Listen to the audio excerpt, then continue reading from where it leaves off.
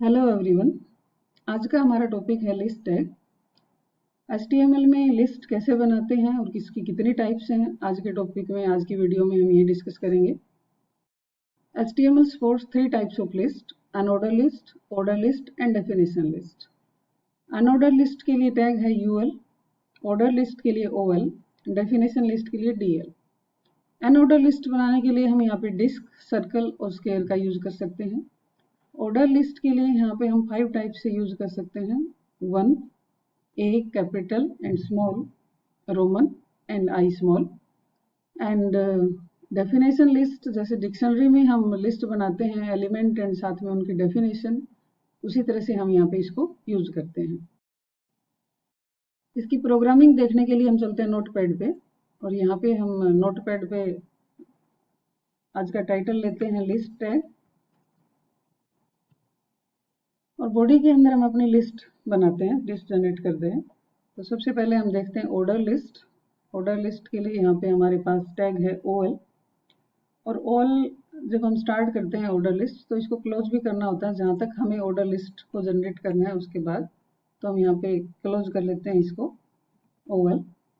और जैसे ही हमने यहाँ पे क्लोज किया उसके बाद यहाँ पर हम जहाँ पे हमारी स्टार्ट हुई थी ऑर्डर लिस्ट, उसके बाद हमें एक टैग यूज करना है लिस्ट के नाम से LI टैग है। और LI टैग के बाद हम यहाँ पर लिखेंगे कुछ, जो भी हम लिखना चाहते हैं, जो भी जिसकी भी लिस्ट हम बनाना चाहते हैं। फर्स्ट सपोज कि हम यहाँ पे जनवरी,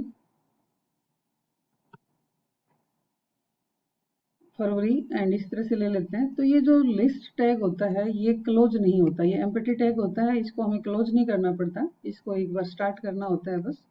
तो मैं इसी को यहाँ पे एक बार कॉपी पेस्ट कर लेती हूँ। तो यहाँ पर हम देखते हैं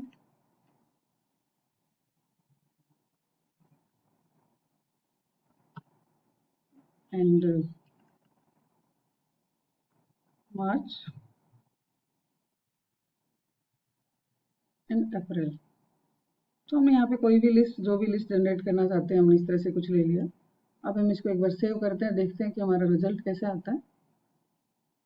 सेव करने के लिए यहाँ पर हम फाइल नेम के साथ साथ HTML एक्सटेंशन यूज करेंगे। तो हमने इसको सेव कर दिया है। तो हम इसको ओपन करते हैं, कोड को रन करके देखते हैं। तो यहाँ पे हम इसको ओपन कर रहे हैं गूगल क्रोम के साथ, कोई भी ब्राउजर आप यूज कर सकते हैं। तो देखिए कि यहाँ पे हमारी एक लिस्ट जनरेट हो गई है।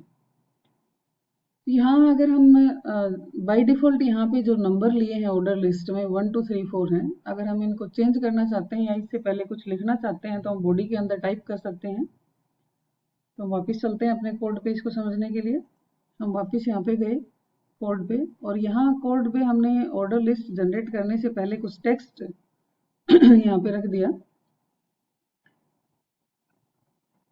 List of months.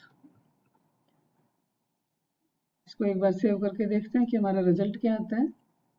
वापस हम रिफ्रेश करेंगे तो ये इस तरह से हमारे पास लिस्ट जनरेट हो जाएगी। अगर इसमें हम कोई भी टाइप चेंज करना चाहते हैं तो हम टाइप चेंज करके देख सकते हैं। जैसे हमने यहाँ पर जो बाय डिफ़ॉल्ट यहाँ पे ऑर्डर लिस्ट है हमारी, अभी तक हमने यहाँ पे कोई टाइप मेंशन नहीं करी। अगर हम यहाँ पे टाइप यूज करना चाहते हैं तो टाइप के साथ हम कुछ लिख सकते हैं। यहाँ पे फॉर सपोज कि हम यहाँ पे कैपिटल A यूज करना चाहते हैं, तो हमने इसको सेव किया और वापस अपने कोड पे रिफ्रेश करके देखा तो हम उसके अकॉर्डिंग यहाँ से स्टार्ट कर सकते हैं। और कोई और भी अगर हम यहाँ पे यूज करना चाहते हैं, फॉर सपोज स्मॉल आई, तो हम यहाँ पे इसको सेव करते हैं और वापस रिफ्रेश करके देखते हैं। तो इस तरह से आप अपने जो भी टाइप आप चाहते हैं उसके अकॉर्डिंग यूज कर सकते हैं। और अगर हम कहीं स्टार्ट ओवर देना चाहते हैं यहाँ पे कि हम स्टार्ट कहाँ से करें, तो ये स्टार्ट भी कर सकते हैं किसी एक पॉइंट से। फॉर सपोज कि मैं यहाँ पे 5 से स्टार्ट कर रही हूँ। हमने यहाँ पे सेव किया, वापस जाके रिफ्रेश किया तो ये 5 से हमारा स्टार्ट हो गया है। तो ये हमारी ऑर्डर लिस्ट है। इसके अकॉर्डिंग अगर हम इसी में हम कंटिन्यू कर लेते हैं, तो मैं यहाँ पे एक बार जो हमने ऑर्डर लिस्ट लिया है इसी को कॉपी करके आगे हम चेंज कर रहे हैं अनऑर्डर लिस्ट में।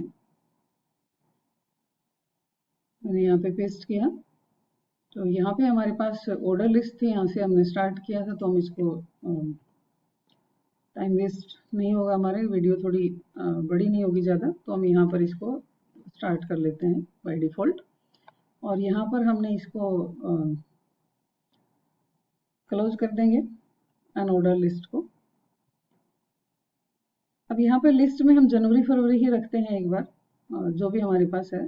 तो हमने यहाँ पे अनऑर्डर लिस्ट शुरू की और यहाँ पे हमारी क्लोज हो गई है, और इसके बीच में ये हमारे टैग्स हैं। तो हम इसको एक बार सेव करके वापस रिफ्रेश करके देखते हैं अपने कोड पे। तो ये देखिए कि यहाँ पे हमारे पास डिस्क यहाँ पे बनी हुई आ गई है। अगर हम यहाँ पे कुछ चेंज करके देखना चाहते हैं तो हम टाइप मेंशन कर देंगे, जैसे कि हमने ऑर्डर लिस्ट में देखा था। तो अनऑर्डर लिस्ट में यहाँ पर हम टाइप यूज करते हैं, और टाइप में हम यहाँ पे रख लेते हैं सर्कल। हमने इसको सेव किया। ये याद रखना है कि हर बार आपको सेव करना है। तो ये देखिए कि ये जो लिस्ट थी वो यहाँ पे सर्कल में कन्वर्ट हो गई है। तो इस तरह से हम यहाँ पे ऑर्डर और अनऑर्डर लिस्ट जनरेट कर सकते हैं। इसी तरह से यहाँ पे इसी में हम देख लेते हैं डेफिनेशन लिस्ट को कैसे यूज करें।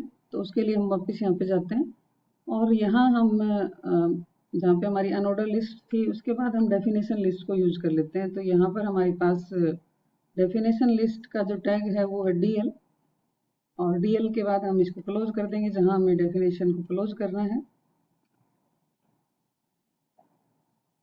डेफिनेशन लिस्ट के बीच में हम दो टैग यूज करते हैं, एक होता है DT और दूसरा जो टैग होता है वो होता है हमारे पास DD। दोनों ही ये एम्प्टी टैग्स हैं, इनको क्लोज करने की जरूरत नहीं होती, जैसे कि LI टैग था सेम वे से। तो यहाँ पे हम DT में, DT का मतलब यहाँ पे है डेफिनेशन टाइटल। तो हम कोई भी टाइटल ले सकते हैं। फॉर सपोज कि हमने यहाँ पे ले लिया कंप्यूटर, और यहाँ पे जो डेफिनेशन में हमें देना है, तो यहाँ पर हम कुछ भी जो हम लिखना चाहते हैं वो लिख सकते हैं।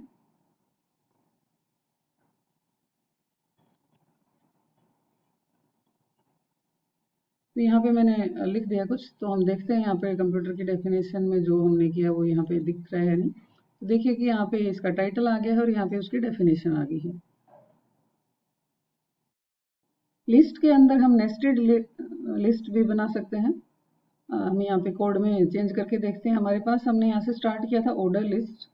ऑर्डर लिस्ट में यहाँ पे हम स्टार्ट और एक बार क्लोज कर देते हैं, डिलीट कर देते हैं इसको। और हमने टाइप भी बाय डिफॉल्ट टाइप ले ली है। यहाँ पे लिस्ट में हम यहाँ लिस्ट बनाने के लिए हम यहाँ पे कुछ ले लेते हैं, जैसे फॉर सपोज हमने ले लिया यहाँ पे इनपुट डिवाइसेस। इनको डिलीट कर देती हूँ।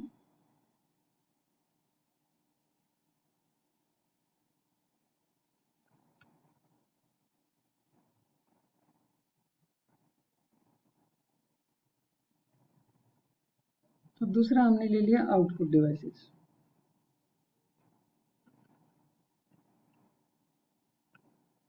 अब इसको सेव करते हैं और अपने प्रोग्राम पे जाते हैं, कोड को रन करके देखते हैं। तो ये आ गया यहाँ पे input devices and output devices. अगर हम यहाँ पे चाहते हैं कि इनपुट डिवाइसेस के बाद भी कुछ लिखें, आउटपुट डिवाइसेस के बाद भी कुछ लिखें, तो हम यहाँ पर जो हमने अनऑर्डर लिस्ट बाद में यूज की थी, यहाँ पे हमने ऑर्डर लिस्ट की, यहाँ पे हमने अनऑर्डर लिस्ट यूज की थी। इस अनऑर्डर लिस्ट को हम यहाँ पर यूज कर सकते हैं। यहाँ से हम इसको हटा लेते हैं और इसके बाद जस्ट हम यहाँ पे अनऑर्डर लिस्ट को यूज कर सकते हैं। तो हमने यहाँ पे अनऑर्डर लिस्ट को स्टार्ट कर दिया है, या हम बाय डिफॉल्ट डिस्क हमारे पास होता है उसको रखते हैं, और यहाँ पर हम अपने जो डिवाइसेस हैं उनके नाम रख देते हैं।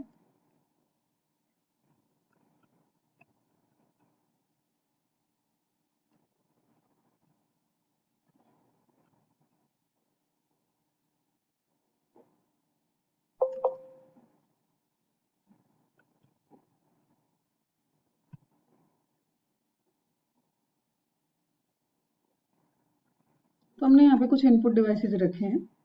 हम इसको एक बार सेव करते हैं, देखते हैं कि हमारे प्रोग्राम में ये कैसे शो कर रहा है। तो ये देखिए कि यहाँ पे हमारे पास इनपुट डिवाइसेस की लिस्ट आ गई है। सेम वे हम यहाँ पे आउटपुट डिवाइसेस भी यूज कर सकते हैं। तो हम वापस जाते हैं अपने एक बार नोट कोड पे, और हमने यहाँ पे इनपुट डिवाइसेस डाले, तो सेम यहाँ पे अनऑर्डर लिस्ट को मैं फिर से कॉपी कर रही हूँ यहाँ से, और हम आउटपुट डिवाइसेस के बाद इसको वापस रखते हैं और यहाँ हमारे आउटपुट डिवाइसेस हैं।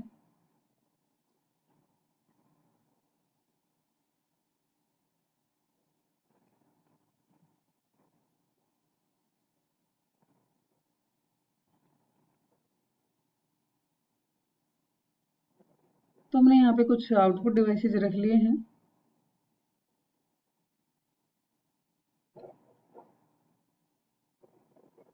तो हम इसको अभी एक बार इतना ही रखते हैं, इसको सेव करते हैं और यहाँ पे अपने कोड को रिफ्रेश करके देखते हैं। तो हम यहाँ पर इस तरह से नेस्टेड लिस्ट भी बना सकते हैं। अब इसमें देखिए कि हमारे जो रन करने के बाद ये इस तरह से लुक आता है, और इसको हम अपने अकॉर्डिंग कम या ज़्यादा कर सकते हैं। अगर हम इनके बीच में ब्रेक देना चाहते हैं, लाइन ब्रेक देना चाहते हैं, तो हम ब्रेक की कमांड इसके लिए यूज़ कर सकते हैं कि इसके बीच में स्पेस आ जाएगा। आज की वीडियो में इतना ही, मिलते हैं नेक्स्ट वीडियो में।